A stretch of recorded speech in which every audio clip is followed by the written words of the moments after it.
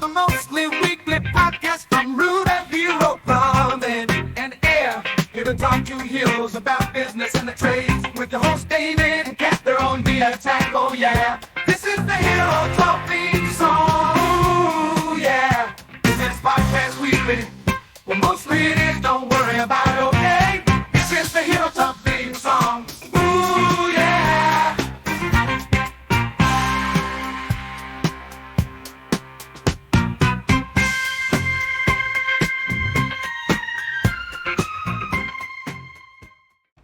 Hey, welcome back to another episode of Hero Talk. You know what Hero Talk is? Well, it's the mostly weekly podcast from Root Hero Plumbing and Air. Now you know. Keep it straight. So, I'm David. I'm one of the hosts here. And with me, mostly every week, is... Kat. And together we're on the attack. That's right. The attack. That's what we do. We take topics and we attack them with veracity and ferocity and knowledge and sometimes maybe we're a little bit funny. I think it's funny. Sometimes. Like our our Hero Talk theme song. I think that's just the bee's knees. So, It really is. yeah. So, it's been about a week since we recorded. Not really, because last Monday was a holiday. And, so we didn't record. I know. We're slacking. So we recorded last Tuesday. So it hasn't been a full week. But, Kat, David. what have you been up to these last 6 days? Personally or work-wise? Why not cover it all, as long as it's appropriate for the podcast? Work-wise, well, I guess they go hand in hand because I'm going on a trip. And so, work-wise, I've been, planning what is going to be, posted on socials. I went out to get some extra content. Very fun stuff. There we go. Where are you going? I'm going to Tulum, Mexico. Oh, okay. Yeah, one of my best friends is getting married, and it should be fun. Good. Very exciting. Where is Tulum in Mexico? Oh, David, you're asking the wrong person. Remember you taught me geography, a good lesson? Yeah. Yeah, I wouldn't know. Okay. But I know it's in Mexico. There we go. Mexico's a small place, so... It's an hour away from Cancun. I know that. All right. Mexico's going through some stuff right now. Yeah, I know. It's sad to see, but it is what it is. So I'll let you guys know. yeah, stay safe. Thank you. Yeah. How has your 6 days been? Oh, just ducky. Just ducky. Yeah. Saturday, there needs to be a better phrase for it. I created creative for some other stuff, which is usually my Saturday routine anyway. And then, since I was the only person home, I took a nap. Wow. I know. It was beautiful. David never naps, guys. He's up at 4 a.m. Yeah. 5 a.m. It was great. I didn't even mean to. I just turned something on and it was a lot more boring than I expected. And I just slept, yeah. And then I woke up, thankfully, before my wife got home. Because you know what most women hate more than anything else? A man at rest. If the house was clean, The house was moderately clean. then it's fine. Thankfully, I got the "I'm on the way" text. Oh, Oh. So, So you were like, let me clean up Yep. really quick. yep. She walked into you like cleaning up. Oh, no. I time it right. And we have the Life 360 thing on my son, and on my son's phone, and my son was with my wife, Oh, so I you could can, time like, it. track I can time perfectly. it. Yep. So I was done 5 minutes before they got home. Dang. Yep. Happy wife, happy life. Yeah. No. It's all good. And then on Sunday, we went out to breakfast. Then we went to Venice Beach. And then I can't stand Venice Beach. I feel like you don't like most beaches because you say you get burnt. And Yeah. you're like always at the beach. Because what you said earlier. Happy wife, happy life. That makes sense. But no, we went to Venice Beach because my wife wanted to take a picture of the Lana Del Rey mural. Oh. That's on one of the side of one of the buildings down there. And literally, that's what we did. And went there, paid $18 for parking. Then we had to use the restroom, and then we went to the restrooms, and we both were like, nope. Because, gross. Yeah. Then, it smells like... How do I put what it smells like? Smells like they need to call us. Yeah, the bathrooms, but like Venice Beach by itself. Oh.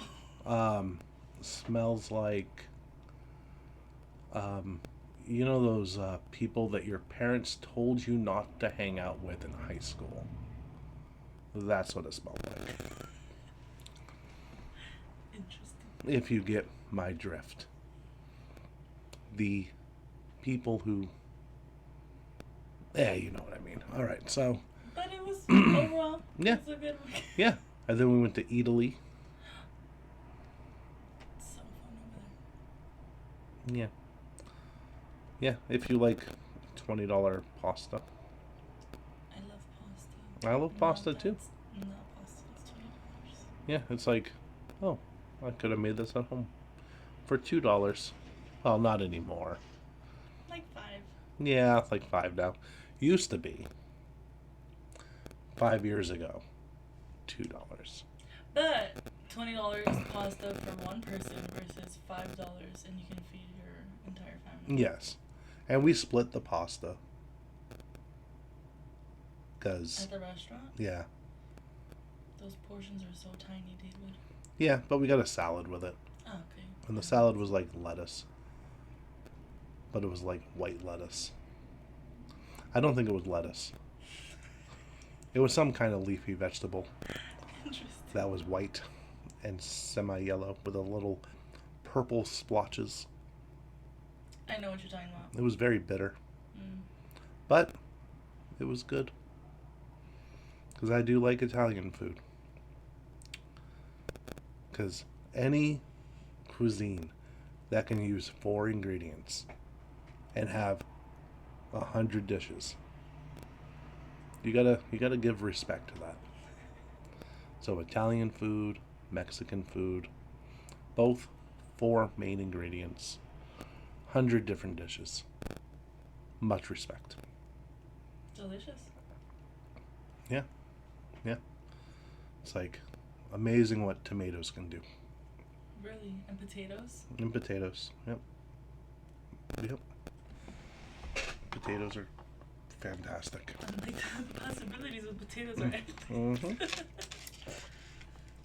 can make potatoes healthy, or you can make them Yeah. as unhealthy. Yeah. Like white potatoes. They get a lot of bad press because of, their carbs. But if prepared the right way, they're one of the, if not the, most satiating foods, and they're very low calorie.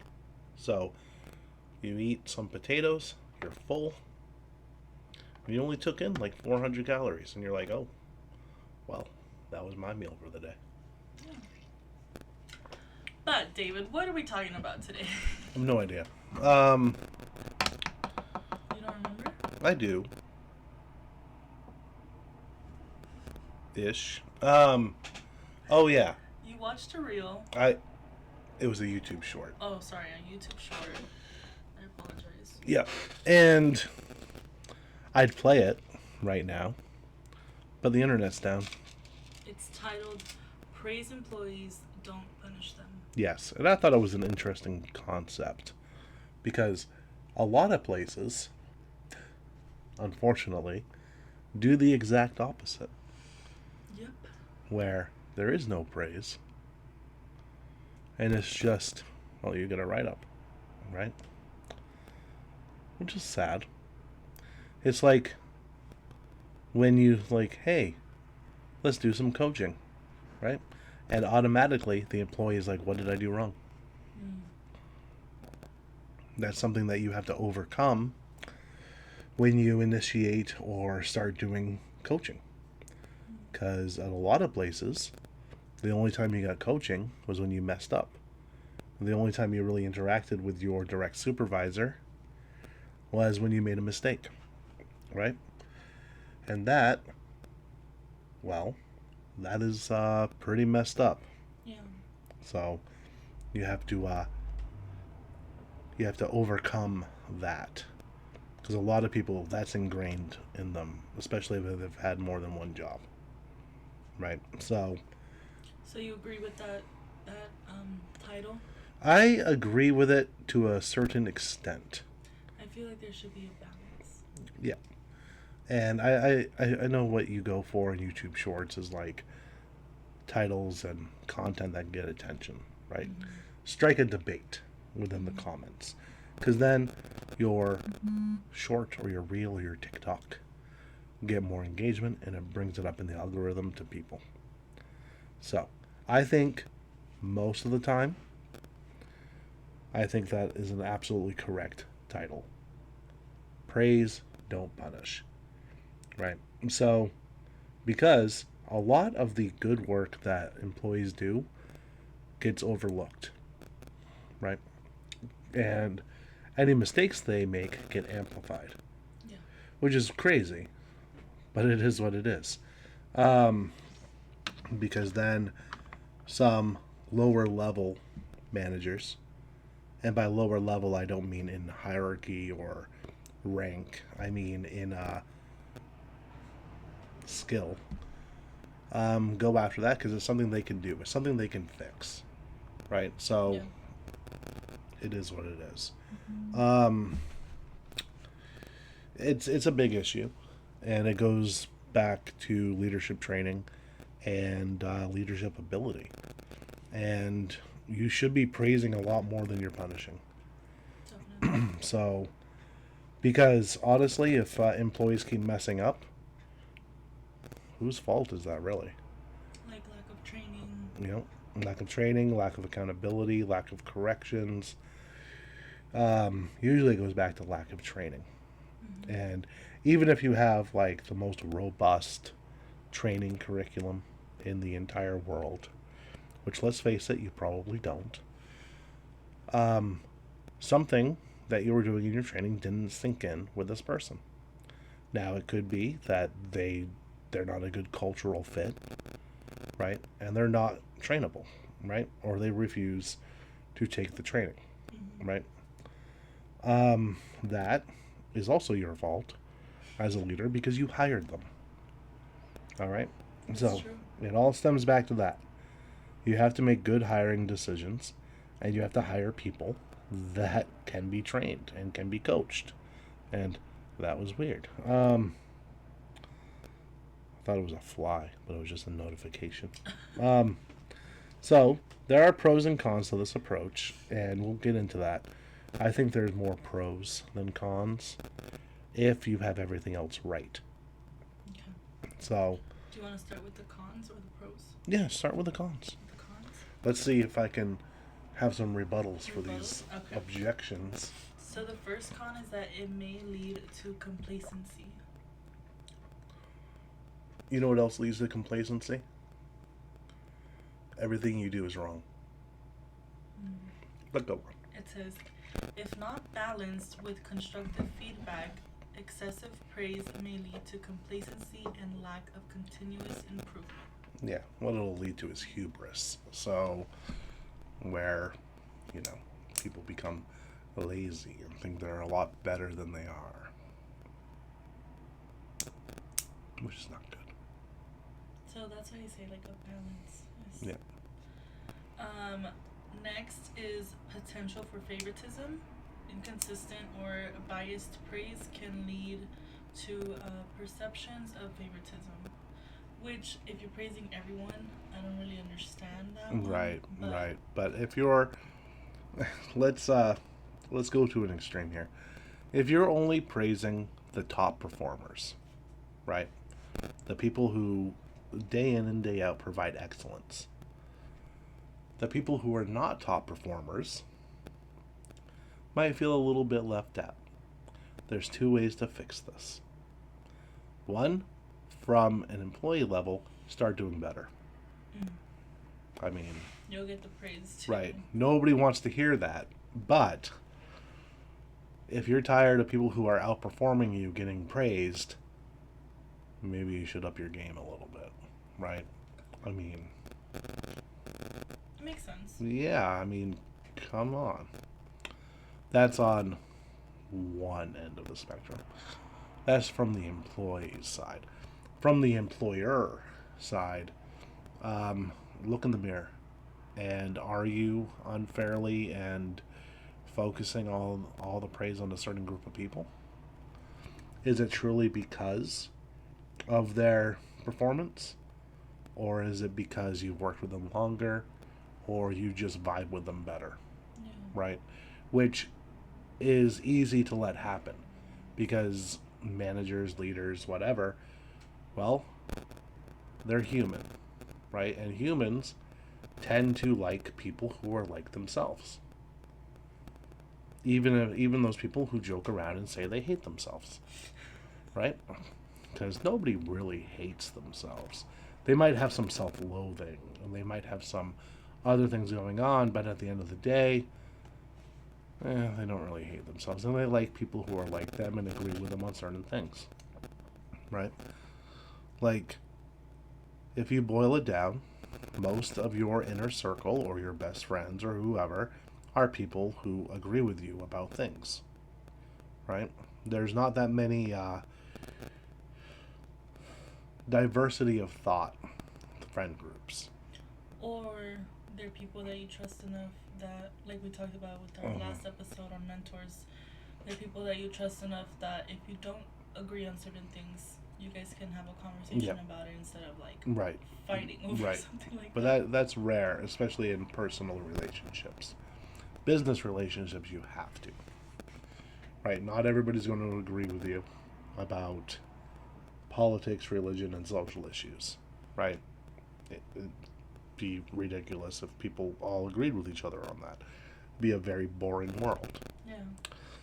But on a personal level, when it comes to personal connection and personal relationships, those things do play a massive role, right? Mm-hmm. So you're not going to find many progressives, right, hanging out with social conservatives on a friendly one-on-one level. Just you might find one or two as outliers, but for the most part, you don't find them, right? They're not usually part of the same group, but they might work together. So, it's the leader's job to leave any biases at home and not let that come in to the workplace and just solely rely on performance. Which kind of leads to the next one. Then you're going to create an overdependence on praise. Yep. Find people, as hard as it might be, who don't need constant praise. People who need constant praise are usually insecure. You don't want insecure people handling important aspects of your business because they're going to second guess themselves. They're not going to fully apply themselves because what if they make a mistake? Things like that. Mm-hmm. So We want people who are confident and competent and know when to ask questions, right? Definitely. So, and praise them when they should be praised, but it is a balancing act, like you said. People who need constant praise, it's almost akin to like micromanaging, Mm. right? It's micro motivating. And here's the thing, motivation does not come from the outside. Motivation comes from within, right? Now, you can help motivation go along, but you can't make someone motivated to do something. You can inspire someone to do something. That's usually the better course. Or you can find something within them, right, that will motivate them. But giving motivational speeches or constant praise is not going to motivate someone outside of like a hour-long window, Yeah. right? Motivation is, one, it's fickle, it's not long-lasting, and it comes from within. So it's better to work with them to create patterns and habits and this, that, and the other than it is to rely on motivation and praise constantly. Because, like, what if you take a week off and no one's praising them? What's going to happen? It's gonna go down. Yeah. Another con is that it can overshadow issues. So focusing solely on praise can cause overlook and ignore underlying issues or areas needing improvement. Mm-hmm. Yeah, that could definitely happen. So it's one of those things where if you overlook things, if you let things slide, right, because you don't want to offend anyone, or you don't want to bring someone into a coaching, right, because you're afraid of how they'll react,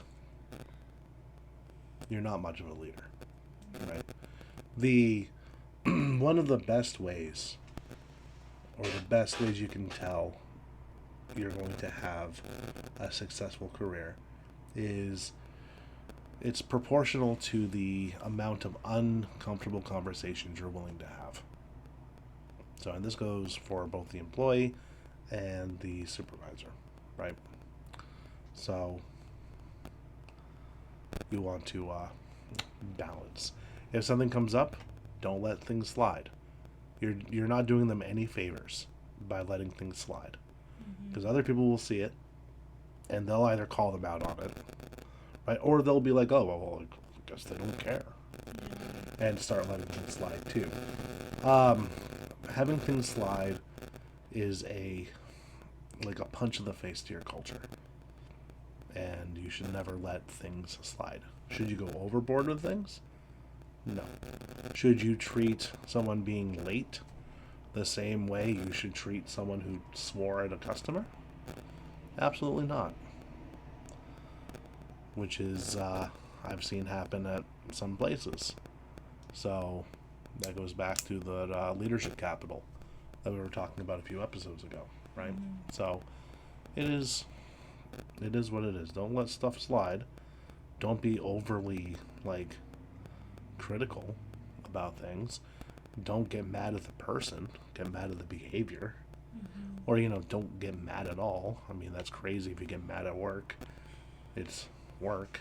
It's not like it's your, like, kid smoking at 11 years old or something, right? It's someone who messed up on something that you probably didn't spend enough time training on. That's what it boils down to. What's the next one? So we have two more cons.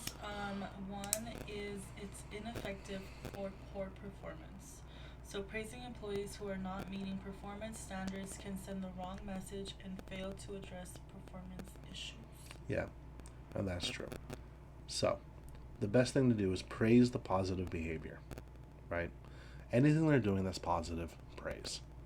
And then it becomes kind of like a positive feedback loop, where if they're like most people, they want the approval of other people, especially the people that pay them. I mean, Yeah. So, and then eventually, what should happen is they'll have more and more positive behavior, which will get them more and more praise, right? The thing is, you can't let the bad performance or the poor behavior slide, like we already said, right? So, if you, and I know you can't do it physically, right? Because HR and laws, human decency, human dignity, and all that stuff, right? If you pat them on the head when they do something great, and then hit them in the nose with a rolled up newspaper when they do something bad, again, can't do that literally. I think that's the best approach. I think what it boils down to, honestly, is that there's not enough praise in the workplace for entry level employees or even up, right? What there is there's an imbalance of criticism, critique, and negativity going down the chain of command, which translates into people not caring as much, not applying themselves as much, which goes up the chain of command, and things start falling apart. So, I think that's the yeah. So, what are the pros? Oh, there was one more Oh. con. Oh, I'm and sorry. it's that too much praise will dilute its impact. So, excessive or undeserved praise can dilute its impact, making it less meaningful and effective over time. Yeah, no, I can definitely see that. It's like the boy who cried wolf, but in reverse, right? Yeah. And so, if you say the same things, if you praise for the same things, right, or everything, it can definitely lose its effect. It's like if you take it from a digital standpoint, right, and you have a notification on for everything, right, and you get notifications from, let's say, your smartwatch, your headphones, or your earpods, or whatever they are now, your phone, your computer. Eventually, you're going to start just naturally tuning those out, Yeah. right? So, even the important bits. So, if you get, let's say, 400 text messages a day, you're going to start missing important text messages because you just automatically drown those out. Like, oh, look, another text. Yeah. So, Especially like employees, like, oh, the boss says that to everyone. yep, Like, yeah, it'll lose its meaning exactly. if it's too much. So, with that said, and that is true, and it's just human nature, right? Praise the really good things. Praise excellent behavior and excellent work. Mediocre work, You did good, but I know you can do better. yeah. It's like, oh, that was a good attempt. That was a good attempt. Poor performance. Well, I mean, obviously you shouldn't praise poor performance. Come on. But even with coaching, a lot of people get it wrong, right? Because a lot of people use the Oreo cookie method, What's that? right, where it's negative, positive, negative. Oh. Right, you start off with a negative, or maybe you say the other way around. Yeah, it's positive, negative, positive, right? So, for some reason, the only good part of the Oreo is the negative. That's like what sticks with people. Literally. So, positive. I mean, even if they're like the worst employee you have, first of all, why are they still there? Second, you can still find some positives, right? Even if that positive is, thank you for coming to the coaching. Thank you for coming in today. Yeah, you were on time. Fantastic. And then whatever the bad behavior or the coachable behavior is, right, that would be the negative. And then even if there's no other positives about this person, again, why are they there? Second, it could be like, thank you for being willing to take some feedback. Listening to the feedback. Yeah, thank you for executing on this when you get back out onto the production floor. Things like that, right? So you can always find a positive to praise, even in the most unpraisable Person. person, right? And again, if you have someone like that who you cannot come up with any positives about, and they're not willing to take the training to heart or go through retraining or even like go through the training materials in their downtime or even try to improve, and they're not coachable, first of all, you never should have hired that person. You should have been able to ferret them out before they signed the offer letter, or you definitely should have found out during training. Yeah, because sometimes people just, like, once they pass the probation period, they're just. Oh yeah, they shut down. Like, I'm safe. That's why you should not have a probation period. So that's like number one why you should not have a probationary period. Yeah. So, but I know in some states and some countries there is, and then once they're past that, it's like impossible to let them go. Yeah. So they become like teachers, where they're just shuffled around to different positions in different schools. It's like, oh, you're really crap as a teacher, but you're tenured. We're gonna give you an office in this building over here. It'll be fine. You're not teaching them. So, all right. So those were the cons. Those are the cons. We Okay. have some positives to go through, some pros. So Okay. obviously the number one, the most obvious one, is that it'll boost morale. Positive reinforcement can significantly boost employee morale and create a more positive work environment. That's a given. With boosting morale, that'll also increase motivation. Employees are more likely to be motivated and engaged when they feel appreciated and recognized for their efforts. And again, like David said, that's just human nature. Mm-hmm. Like, of course, you would rather be praised than talked down to. Yeah. Yeah. Another one is that it will enhance productivity. Praised employees tend to be more productive as they strive to meet or exceed expectations because they want to be praised continuously. It also improves retention. Positive recognition can lead to higher job satisfaction and reducing turnover rates. Yeah. Next is it fosters loyalty. Employees who feel valued are more likely to develop loyalty towards the company and its goals. That makes sense. Just a couple more. It encourages positive behavior. Praising good performance reinforces desirable behaviors and sets a positive example for others. Yeah. Okay. Those are all true. Two more. It reduces stress. A positive work environment can a positive work environment with recognition can reduce stress and burnout among employees. And lastly, it promotes collaboration.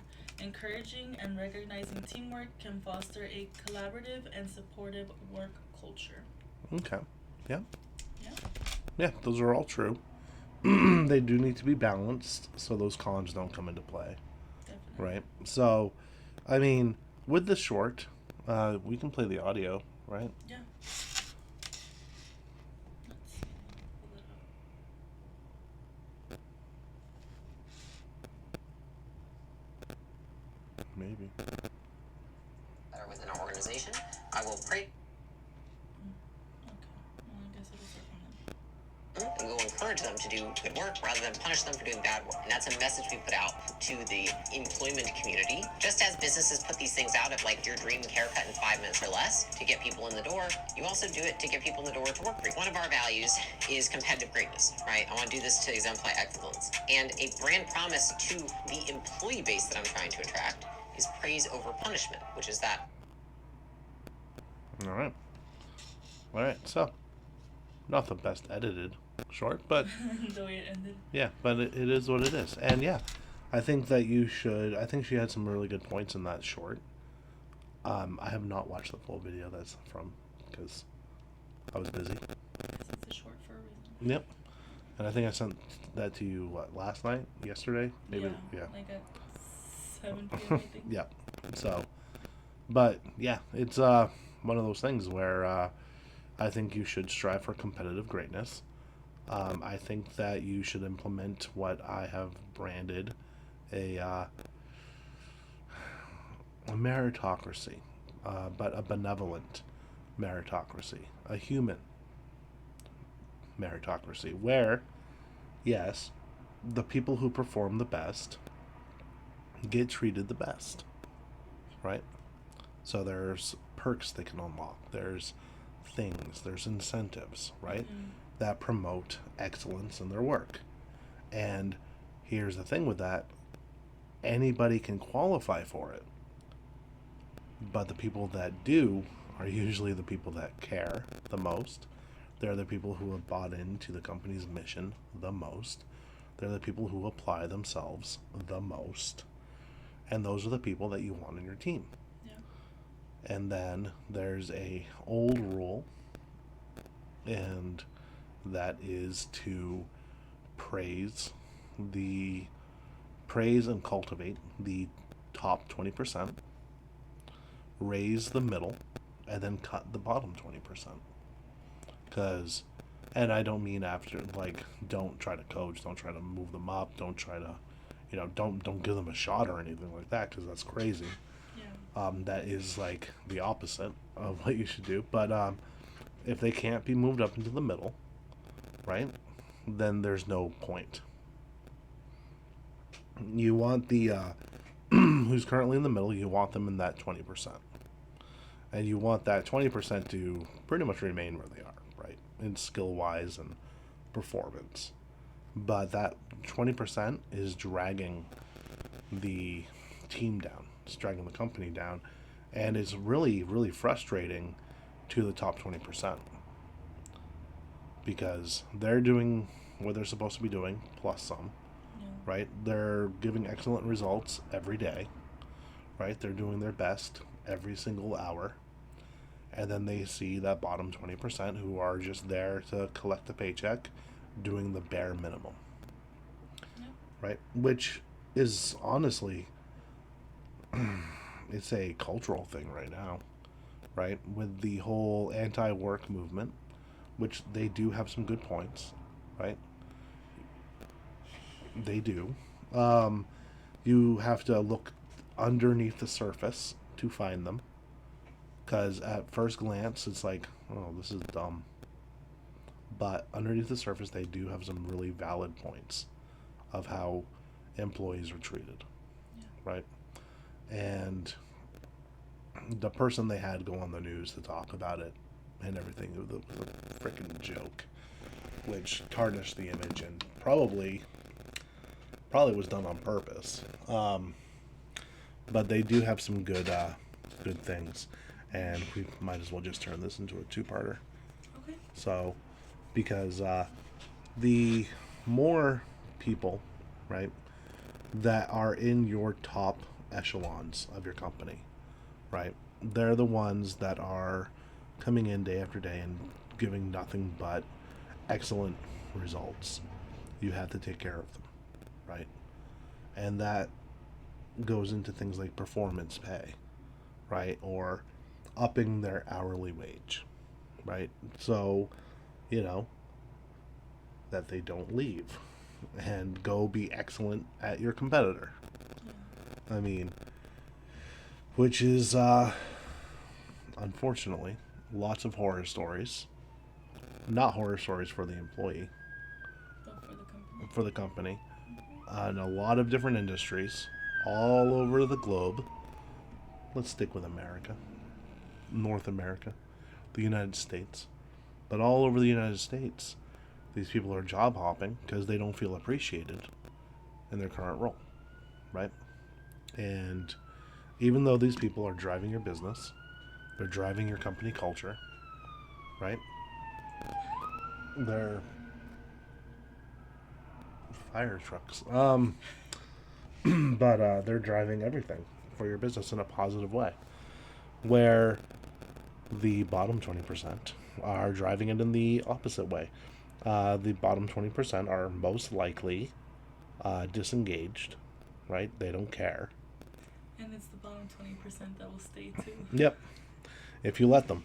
Yeah. Because everything's golden, right? They come in, they do the bare minimum to not get fired, And they get their paycheck. and they get their paycheck every week. or every other week, or whatever your pay structure is, right? So, and again, that frustrates your top 20%. Probably frustrates the middle too, who are, they're He's not, doing better than yeah, they're not doing the bare minimum, but like they're doing more. But it is frustrating to see bottom performers just stick around, Yeah. right? Especially ones that make a lot of mistakes, ones that don't care. They waltz in 20 minutes late with Starbucks, right? And yeah, it's like, So for your culture, for your company, your culture should be one that's on that's based on competitive excellence, right? And I've always believed that, right? Now, a lot of people mess up culture or they mistake culture for perks, right? Like, oh, our company culture has free lunch.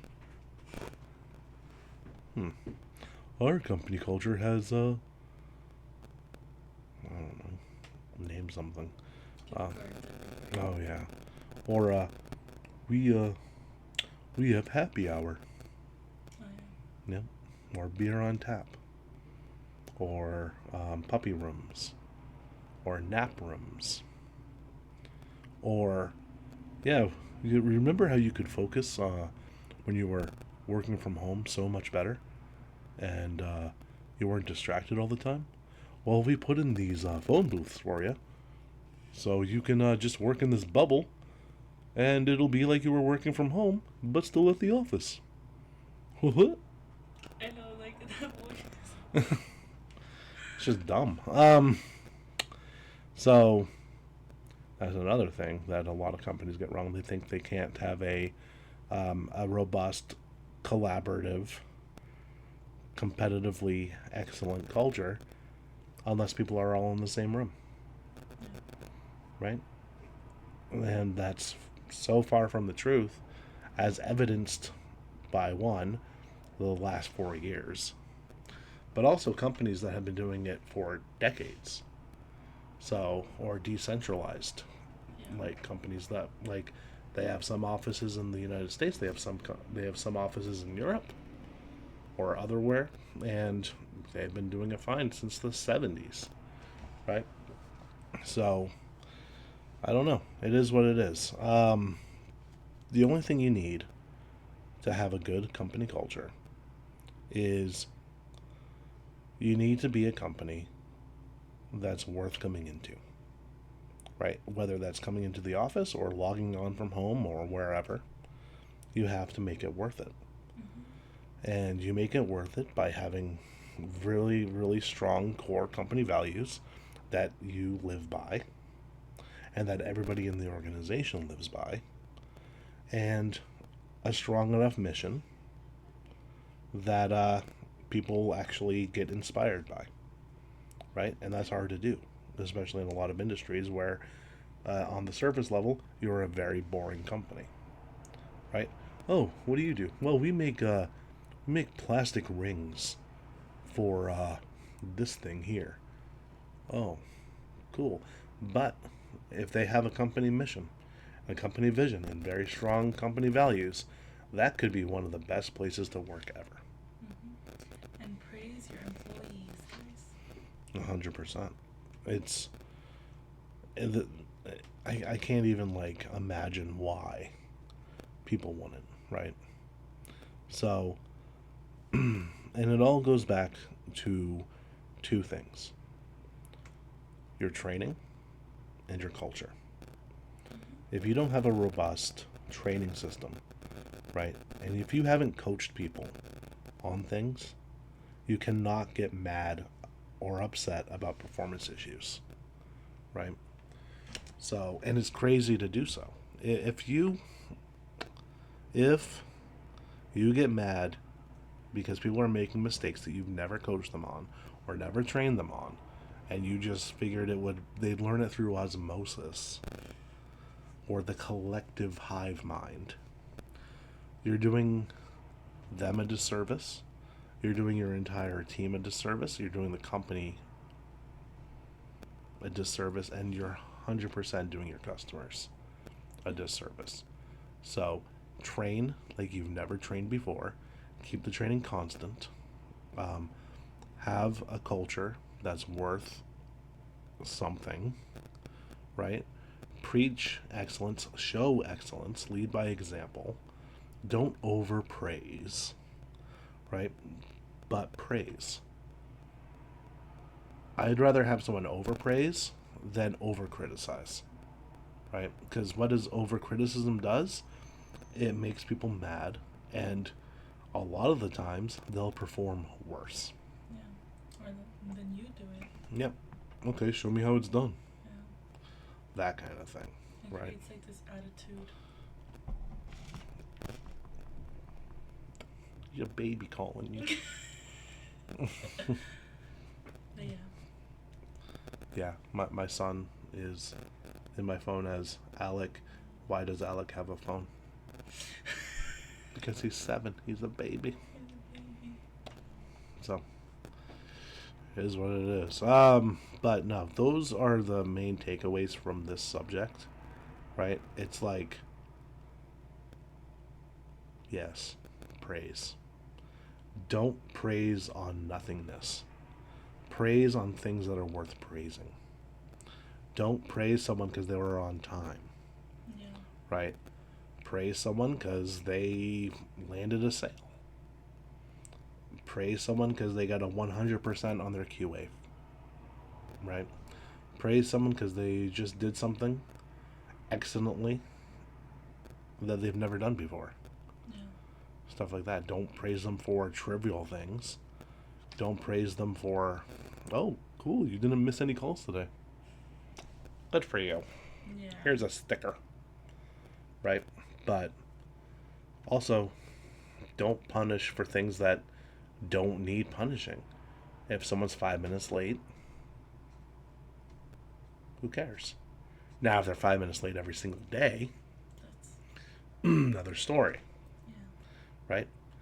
Or if someone accidentally gives someone the wrong information because they're going off of outdated job aids or scripting, that's not that person's fault. Yeah. That's whoever trained them's fault. Or whoever distributed the new information. Yeah. So pick and choose your battles. Know when to praise, know when to, and not even criticize, but just, teach. Yep. Coach. Coach. Yep. Course correct is probably the best way of putting it. Because you get a lot more, you attract a lot more flies with honey than with vinegar. As the old saying goes. No, you should not call your employees flies. But I hope you know what we mean when we say that. So, it is what it is.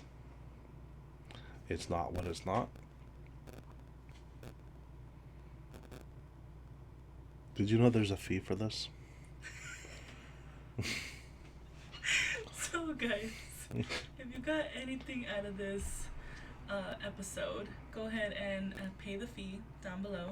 You gotta like, comment, share, subscribe, and we'll see you guys next time. All right. Bye.